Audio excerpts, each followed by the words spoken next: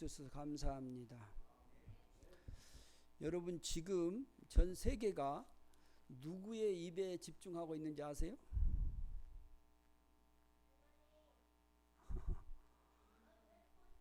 윤석열이 입이 윤석열 대통령에 임하는 게 아니고 지금 전 세계는 미국 연방의장 그 제롬 파월에게 있어요. 그 사람 말이 지금 어떻게 하느냐에 따라서 그게 촉각에 세우는 거예요. 금리를 지금 올릴 것인가 내릴 것인가 이 사람의 말에 다 있어요. 이 좀 그 파월의 말이 얼마나 그 강력한 힘이 있는지 몰라요. 그래서 그 사람의 말 때문에 금리가 막 이렇게 떨어지고 이렇게 올라가고 이런 현상 때문에 지금 전 세계의 경제가 막 요동을 치는 거예요. 말이 지금 그 파월의 그 말이 얼마나 힘이 있는가를 알 수 있겠죠. 여러분이 이 땅에 살면서 누구의 말이 가장 힘이 있고 강력하고 내가 이 땅에 살아가면서 누구의 말을 듣고 살아갈 것인가라는 것은 대단히 중요합니다. 이 땅에는 수많은 사람들의 말들이 막 이렇게 펼쳐지고 있어요. 특별히 지금과 같은 이런 시대 속에 내일의 한치를 내다볼 수가 없어요. 그래서 옛날에는 그래도 어느 정도 예측을 했거든요. 근데 예측을 할 수가 없어요. 이거예요. 갑자기 그냥 어떤 변수가 일어나 버리기 때문에 할 수가 없어요. 이런 시대에 앞으로 더 그럴 겁니다. 여러분이 분명히 누구의 말을 듣고 살기는 살아야 할 거예요. 그러죠? 그러면 여러분이 가장 중요하고 가장 강력하고 확실한 그 말씀, 그분의 말씀이 누굴까? 바로 하나님의 말씀이에요. 변치 않고 진리이신 그 말씀을 듣고 우리가 살아갈 때 우리가 이 세상에 요동치지 않는 거예요. 여러분 오늘 그 한 사람을 제가 소개해 주고 싶습니다. 그 사람이 누구냐면 오늘 본문에 나옵니다. 에레미야예요. 에레미야는 여러분 선지자예요. 이 선지자 에레미야는 그래서 우리가 흔히 에레미야를 눈물의 선지자라고 그러잖아요. 왜 그리 눈물이 많은지 조국을 바라보면서 그 하나님의 백성들을 바라보면서 그 눈물을 흘린 그 선지자 에레미야. 이 에레미야는 정말로요 하나님의 말씀을 듣고 전하는 사람. 그래서 선지자는 누구냐 하면 하나님의 말씀을 듣고 백성에게 그 말씀을 전하는 사람이 선지자예요. 제사장은 백성의 말을 듣고 하나님 앞에 중보해서 올리는 거예요. 이게 성경에 보면 제사장과 선지자가 나오는데 아주 중요해요. 선지자는 하나님의 말씀을 전하는 것이요, 대언하는 것이고, 제사장은 백성의 그 죄를 짊어지고 가서 하나님께 아뢰는 거예요. 이게 다르죠. 그래서 여러분 성경에 보면 그 제사장이 보는 관점과 그 다음에 그 선지자들이 보는 관점 때문에 역대상하와 열왕기 상하는 똑같은 성경임에도 불구하고 완전히 다른 각도예요. 똑같은데 이해가 안 돼요. 어쩔 때는 이 왕을 잘했다 그러고 어쩔 때는 이 왕이 잘못됐다 그러고 열왕기 상하와 역대 상하는 이 제사장과 선지자의 관점이 있기 때문에 똑같은 성경에도 불구하고 이런 차이가 나타나는 거예요. 그래서 선지자의 입장은 뭐냐면 하나님의 말씀을 듣고 그대로 말하는 거예요. 그게 선지자예요. 그러니까 이 선지자 에레미야는 진짜 선지자거든요. 하나님이 말씀하신 것을 듣고 백성에게 가서 말하니까 그 왕들이 듣고는 기분 나쁘다 그러는 거예요. 왜 좋은 말 안 해주냐. 그래서 맨날 얻어 터진 거예요. 에레미야는 그래서 맨날 감옥에 가는 거예요. 하나님이 말씀하시니까 그대로 하는 거예요. 근데 그 말씀을 왕이 말을 좋게 이렇게 얘기할 수 있잖아요. 달콤하게 예 그렇습니다. 그러니까 여러분 정부라는 것은 밑에서 똑똑한 사람도 있어야 되거든요. 보면 안 돼요. 정부가 잘 안 돌아간다. 그러면 쓴소리를 못한 사람이 없다 그 말이에요. 쓴소리 해야 되거든. 밑에서 막 안 됩니다. 이게 정입니다. 법입니다. 그러면서 막 그래야 되는데 그러지 않아요. 대통령 눈치 보고 슬슬 어떻게 해볼까 그러다 보니까 이제 막 꼬이는 거예요. 여러분 선지자는 하나님의 말씀을 그대로 대언하는 거예요. 예레미야가 바로 그런 선지자예요. 그래서 오늘 여러분 32장 1절에도 보면 이제 예레미야가 감옥에 갇혀요.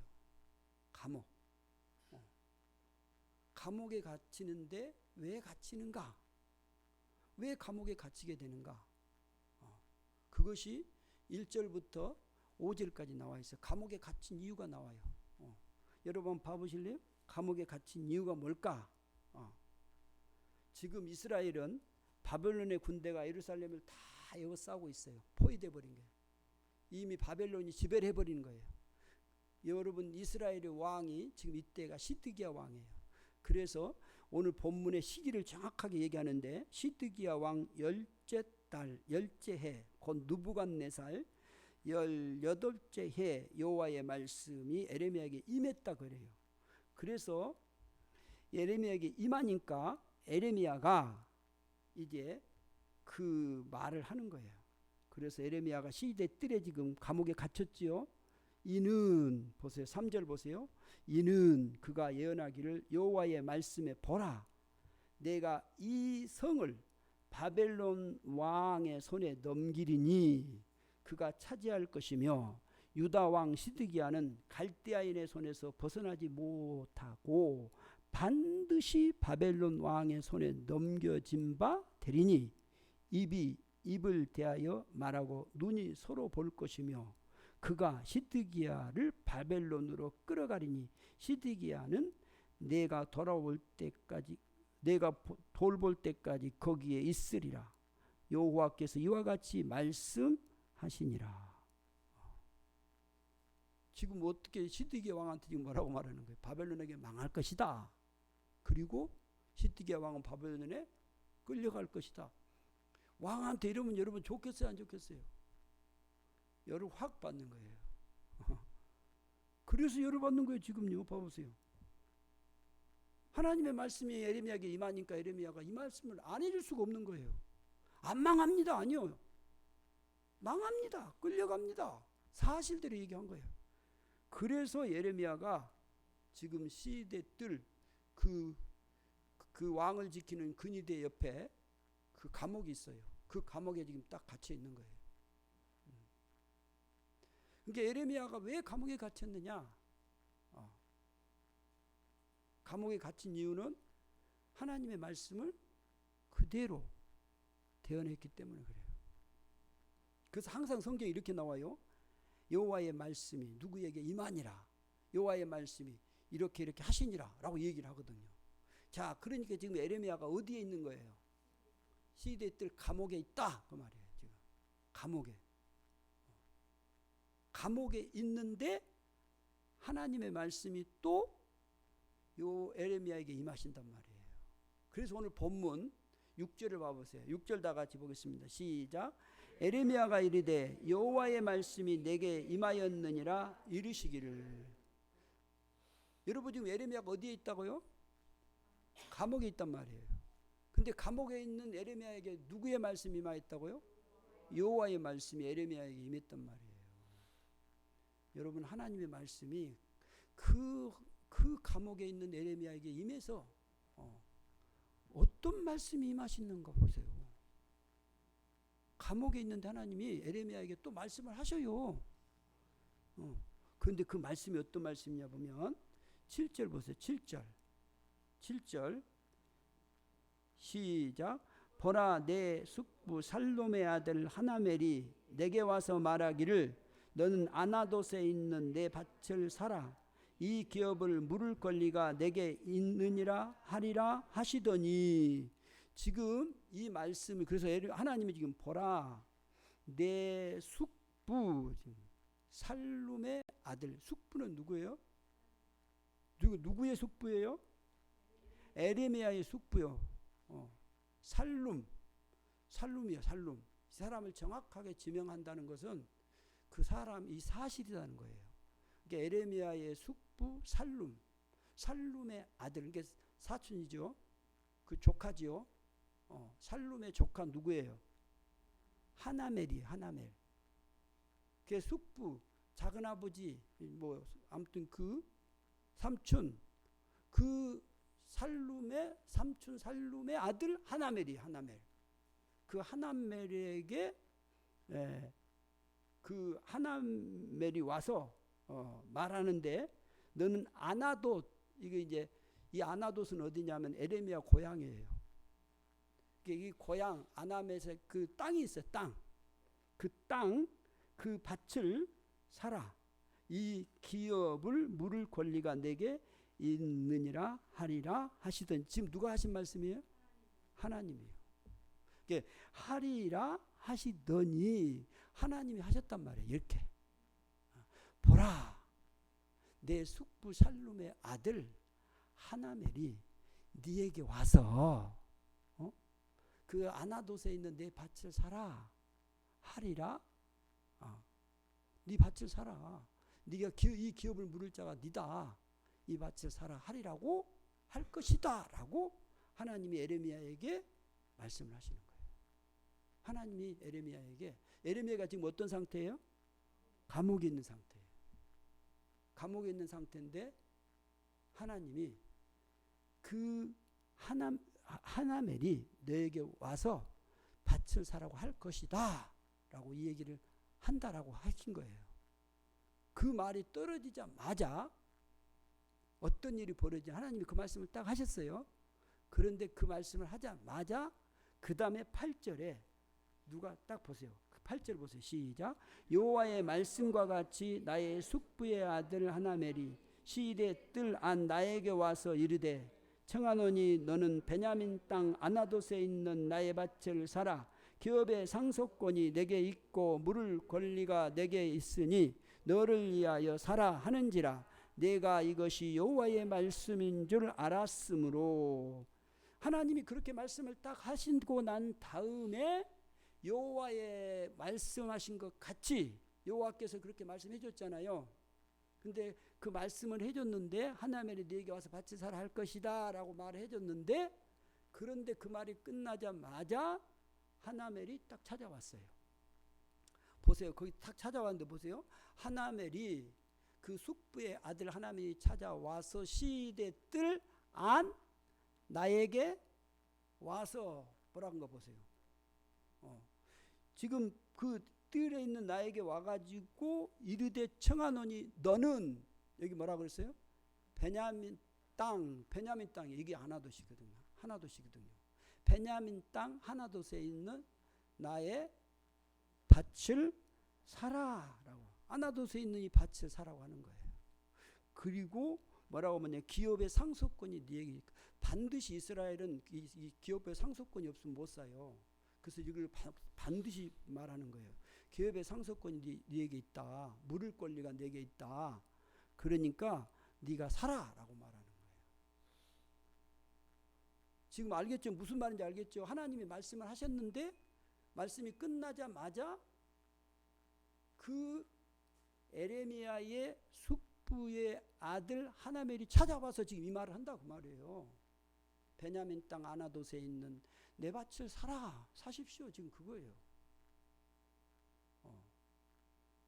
그러니까 에레미야가 그 말을 딱 듣는 순간 하나님이 말씀하신 것을 분명하다라고 지금 마지막 절에 마지막 부분에 얘기하잖아요. 이것이 내게 이것이 뭐라고요? 여호와의 말씀인 줄을 알았으므로라고 말하는 거예요.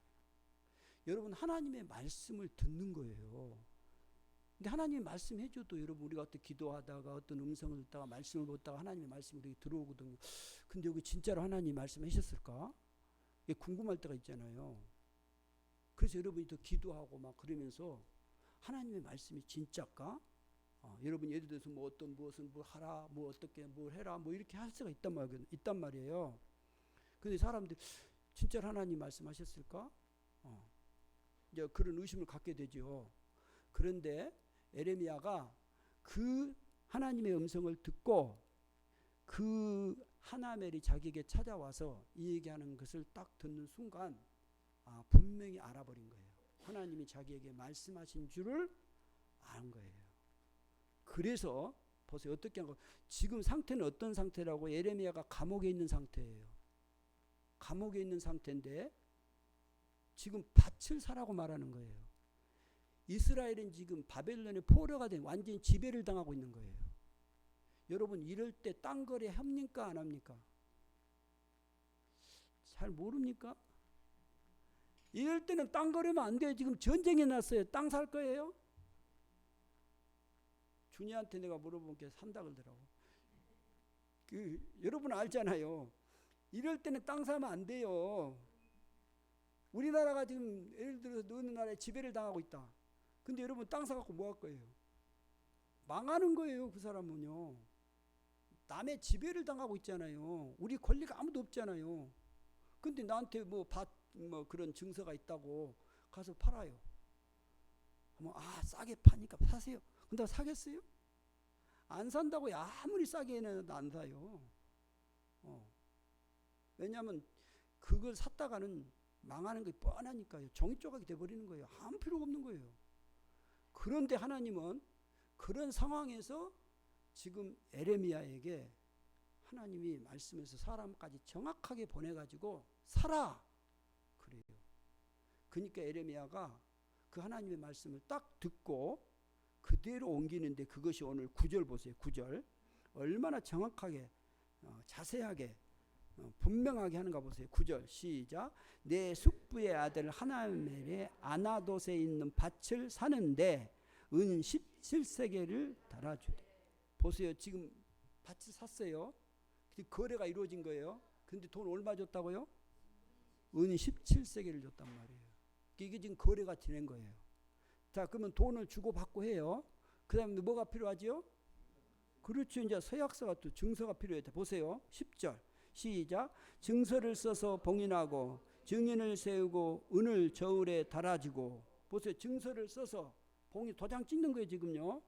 도장 찍고 그 다음에 증인을 세우고 은을 저울에 달아주는 거예요. 이제 이렇게 합시다라고 했고 그 다음에 증서를 써서 봉인하고 도장을 찍고 그 다음에 은을 달아서 준단 말이에요. 그리고 보세요. 더 정확하게 또 11절 시작. 법과 계례도도 봉인하고 봉인하지 아니한 매매증서를 내가 가지고. 봉인을 해가지고 봉인한 것과 그 봉인하지 않는 그 매매증서를 가지고.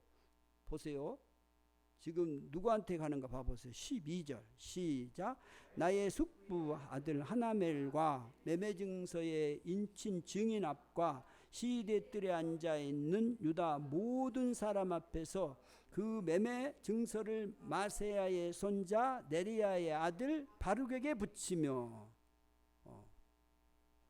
여러분 지금 매매증서 가지고 그 증인들 앞에서 지금 요걸 하는 거예요. 여러분 성경에 나오는 모든 것은 증인이 필요해요. 그래서 이게 하나님의 말씀인 것도 증인들이 필요해요. 그래서 예수님이 보낼 때 반드시 증인을 2사람 이상 보내거든요. 증인은 혼자가 안 돼요. 반드시 2사람 이상 있어야 돼요. 그래서 이런 매매증서 썼잖아요. 그러면 그 증서를 써가지고 그냥 둘이서만 왔다 갔다 그러면 안 돼요. 반드시 옆에 증인이 있어야 돼요. 그래서 보세요. 그 증인들이 지금 나의 숙부의 아들 하나멜과 하나멜 있죠. 그 다음에 매매증서의 인친 뭐예요? 증인과 그 다음에 시대뜰에 앉아있는 유다 모든 사람 앞에서 뭐라 그래요? 그 증서를 가지고 누구?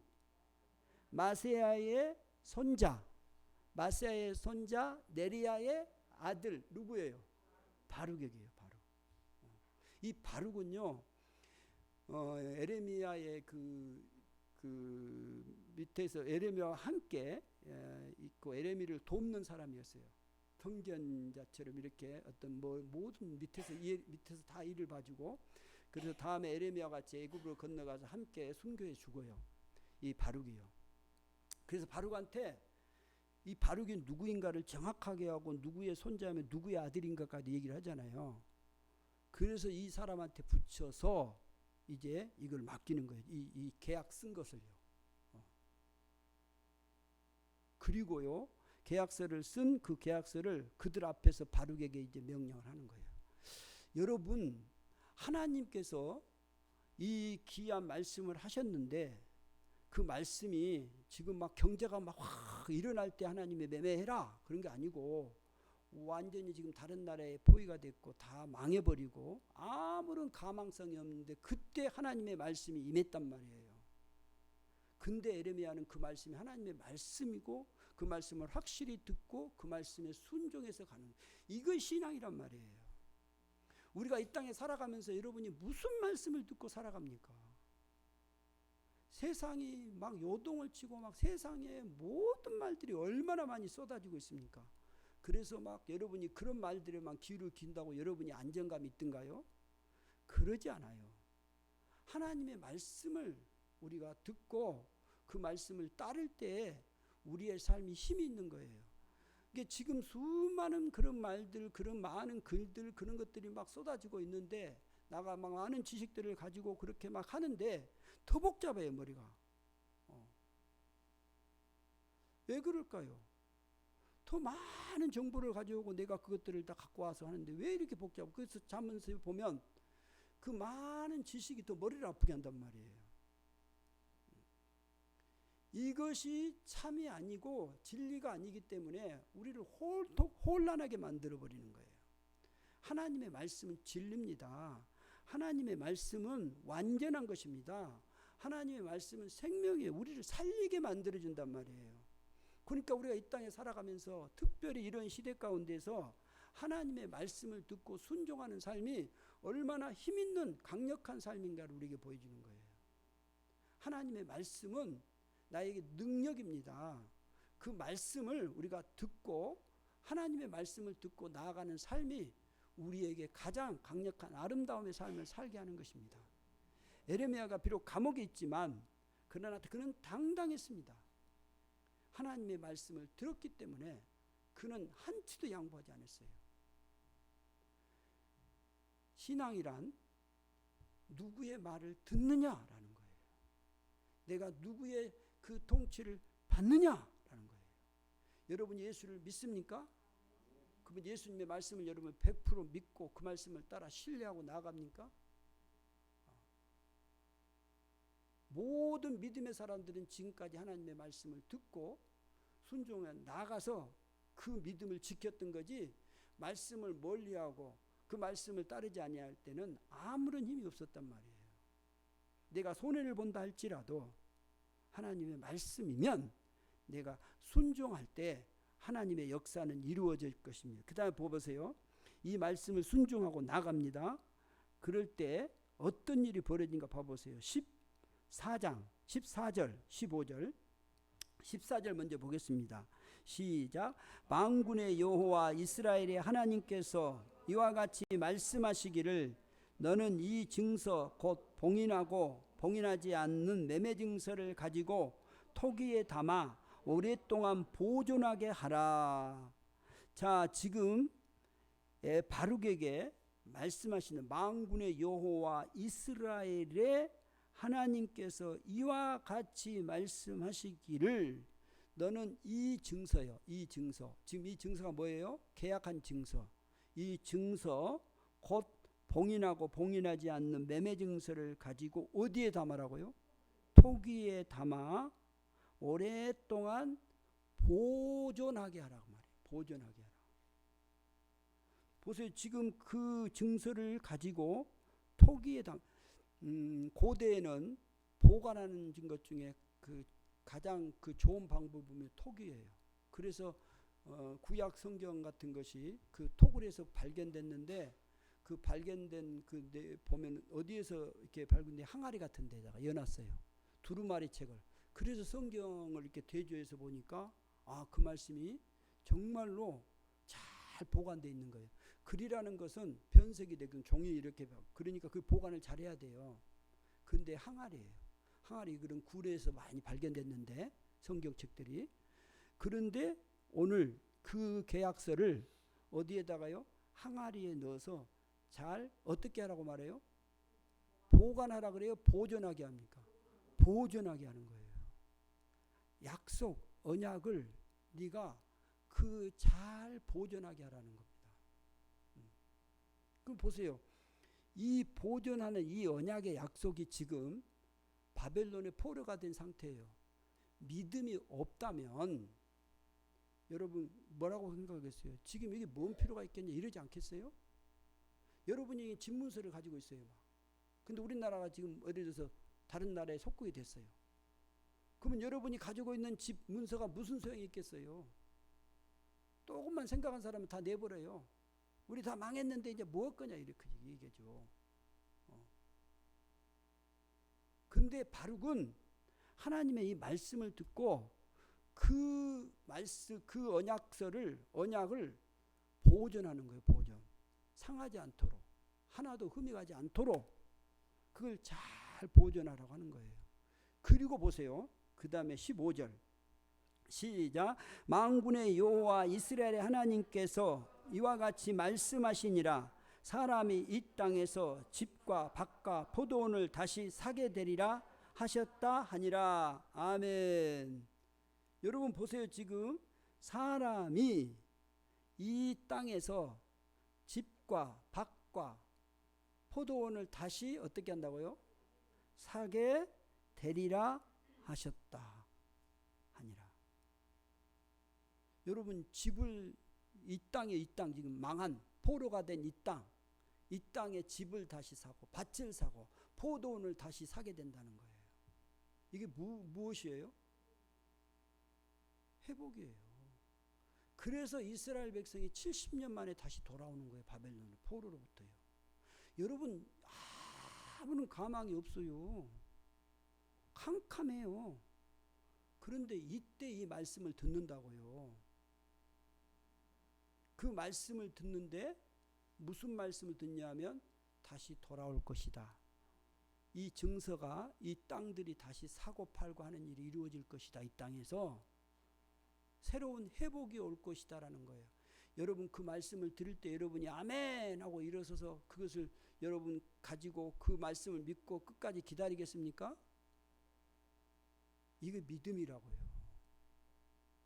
여러분이 우리 주님이 다시 오겠다는 그 약속의 말씀을 여러분이 믿고 아멘 하고 믿음을 지킬 수 있겠습니까? 신앙이란요, 그 말씀을 내가 듣고 그 때가 올 때까지를 기다리는 거예요. 그래서 신앙은 내가 막 참고 막 억지 이런 게 아니란 말이에요. 신앙은 인내라 그랬잖아요. 인내. 제가 인내를 뭐라고 얘기했냐면 인내는 막 억지로 참는 게 아니에요. 기다림이에요. 기다림. 아이들이 그 때까지 자랄 때까지 기다려주는 것이 인내란 말이에요. 그거 인내예요. 우리들이 잘못 인내한 것을 우리가 이렇게 생각해요. 막 인내라는 것은 막 참고 막 억지 이렇게 하는, 그래서 막 고행하고 이런 걸로 생각. 신앙은 고행이 아니에요. 고행이 아니고 소망 가운데서 믿음을 가지고 감사함으로 확신한 그 은혜 가운데서 내가 주님의 때를 기다리는 거거든요. 이게 신앙이에요. 우리 모두가 주님의 그 언약의 약속의 말씀을 믿고 내가 신앙을 지키는 거예요. 여러분이 이 말씀을 믿지 않으면 절대로 신앙을 지킬 수가 없는 거예요. 어떤 다른 종교처럼 막 고행을 하고 막 이래서 여러분이 구원받는 거 아니고 신앙을 가지고 가는 게 아니에요. 하나님의 은혜가 임해서 그 약속의 그 말씀이 믿어지고 그 소망 가운데 감사가 있어서 내 삶 속에서 하나님의 그 오심을 기다리는 거예요. 그러니까 이건 축제고 기쁨이란 말이에요. 이 은혜가 우리에게, 에레미야는 이 은혜가 있었단 말이에요. 그래서 그 에레미야와 연관된 사람들이 보세요. 함께 하나님의 일을 지금 바룩이 일을 지금 함께 이루어 나가고 이 일에 함께 동참해 가는 거예요. 그래서 신앙의 사람들을 봐보세요. 신앙의 믿음의 사람들은 이 말씀에 믿어지고 그 말씀에 함께 순종하며 그 은혜를 함께 누려가는, 이게 공동체예요. 이게 교회예요. 교회. 절대 혼자 하는 게 아니에요. 내 삐뚤어지는 혼자의 생각들이 공동체에 들어와서 하나님의 말씀으로 하나가 딱 돼서 그 안에서 하나님의 그 소망, 하나님의 그 나라를 기다리며 나아가는 거예요. 하나님은 말씀을 하실 때 그냥 빈말하지 않아요. 실현하지 않아요. 하나님은 그 사실을 그대로 말씀하실 것이고 완전하고 영원한 것을 말씀하시는 거예요. 그래서 우리가 이 땅에 살아가면서 이제 믿음의 신앙을 지금 여러분이 가졌잖아요. 저나 여러분은 이 믿음의 신앙을 가지고 이제 살아요. 근데 여러분이 이제 여러분이 믿는, 우리가 믿는 이 하나님의 말씀을 내가 듣고 그 말씀을 따라서 순종하며 사느냐 살지 않느냐에 따라서 내게 하나님의 은혜가 오느냐 안 하느냐 그래요. 말씀을 여러분 믿지 아니하면, 여러분이 그 말씀을 따라 순종하지 아니하면 하나님의 역사는 이루어지지 않을 것이고 하나님의 은혜를 경험하지 못할 거예요. 그러나 여러분이 말씀을 믿고 내 형편과 사정이 아무리 어떻다 할지라도 나라가 지금 망하고 막 모든 것이 다 엉망진창이 되더라도, 상황이 그렇다 할지라도 그 말씀을 내가 믿고 신뢰하고 나아가기 시작하면 하나님이 여러분 가운데 역사하기 시작하시고 그 어려운 가운데 여러분이 낙심하지 아니하고 감사하며 하나님의 은혜의 그 놀라운 약속을 이루게 될 것입니다. 이 귀한 은혜가 우리 모두에게 임하기를 주의 이름으로 축복합니다. 기도하겠습니다. 아버지 하나님 감사합니다. 우리를 불러주시고 매 순간마다 우리에게 말씀하신 하나님, 주님의 그 말씀하심을 듣게 하소서. 이 세상의 어떤 소리를 듣고 우리가 따라가는 것이 아니고 하나님의 그 진리의 말씀을 듣고 그 말씀에 순종하며 주님의 약속을 온전히 이루는 복된 성도의 삶들이 되게 해 주옵소서. 우리 주 예수 그리스도 이름으로 기도드리옵나이다. 아멘.